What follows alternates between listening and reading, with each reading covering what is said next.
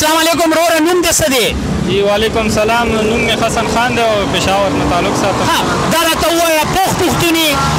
پوخ پښتون یم. ووټ به چاله ورکوې که الیکشن وشو؟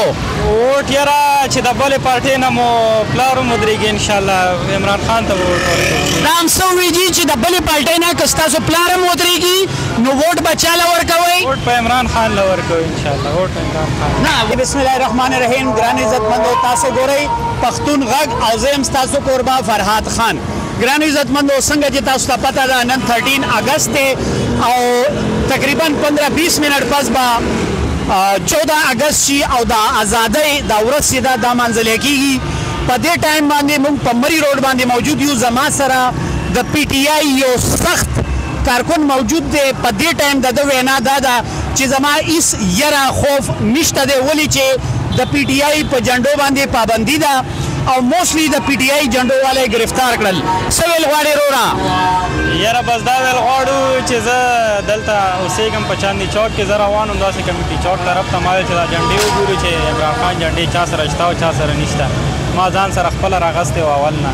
نو خبره داسې ده چې جنډه عمران خان والا چا سره هم نه وه، پوه شوې. افسوس خبره ډېره، خو بس څه وکړو یاره ملک حالات هم د هغه پته نه لګي، الله را باندې مسلط کړي دي، پوه شوې.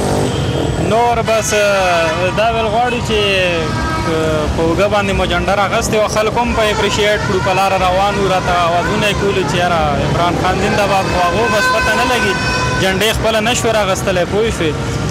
دا راته ووایه تا سټالز چې دي د چا سره جنډې وي د هغوی نه تا تپوس وکړو چې د پي ټي آی جنډه نشته؟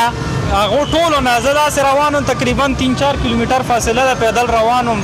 ما ټولو نه تپوس وکړو، چا سره هم نه وه په عمران خان جنډه. هغوی نه دې تپوس ونه کړو چې وجه څه ده؟ بس نو وجه الریډي مونږ ته معلومه ده چې څه وجه کېدی شي، ځکه چې دا ځای په ځای ډالۍ ګاډي ولاړ دي پولیس والا، پوه شوې. زه خو پرې راتېر شوم سیده، ما چې که نیسي مې وکه نه مې نیسي، بس هغه الله کارونه دي، پوه شوې. دا یې نه ته چا ګرفتار نه کړې خدا نه خواسته؟ نه هېڅ چا هم ګرفتار نه کړم، حالانکه ما ته یو څو پولیس والا هم ملګري وو، پوه شو. هغه هم راته وایي چې یاره بس زنده باد، خو ډیپټي داسې نه شو کولی پکې، پوه شو. بره نه راته اډرز دي، پوه شو. نو ماشاءالله هغې هم عمران خان سره مینه کوي، خو بس اوس ډیوټي د ډیوټۍ کې بیا څه نه شي کولی. دا راته ووایه د عمران خان سره د مینه ډېره زیاته ده؟ ډېره زیاته عمران خان سره مینه ډېره زیاته ده. د عمران خان چې په دې ټایم په جیل کې اچولی دی، ستاسو مطابق دا د انصاف فیصله وه؟ دا بالکل نه انصافي کړی دی، بالکل ډېره زیاته نه انصافي کړی ده، پوه شوې. حالانکه فیصله دا اوسه فیصله نه شوه یاره چې یو د پي ډي ایم والا ټول ملک لوټ کړو، دا یو په ګړۍ باندې جیل ته واچو او بل 5 سال نااهلي ورکړه. دا خو بالکل ساره قانون کې شته نه دي. دا فیصله منئ که نه منئ؟ دا فیصله بالکل نه منو. انشاءالله 2-3 ورځې بعد به ټک جیل ته ځو، هلته به بیا انشاءالله یا هفته 10 ورځې هلته تېرو. خان صاحب له میلاوېدو له د اراده نشته؟ ځو به انشاءالله 2-3 ورځې بعد روان یو، اټک ته به ځو انشاءالله، پوه شو. اټک جیل ته هلته به هفته 10 ورځې تېروو انشاءالله، پوه شو. خان دپاره څه کولی شي، څه قرباني ورکولی شي؟ یاره خان دپاره ځان هم ورکولی شو، پوه شوې. مرګ ته تیار وي خان دپاره. یو جهان مننه.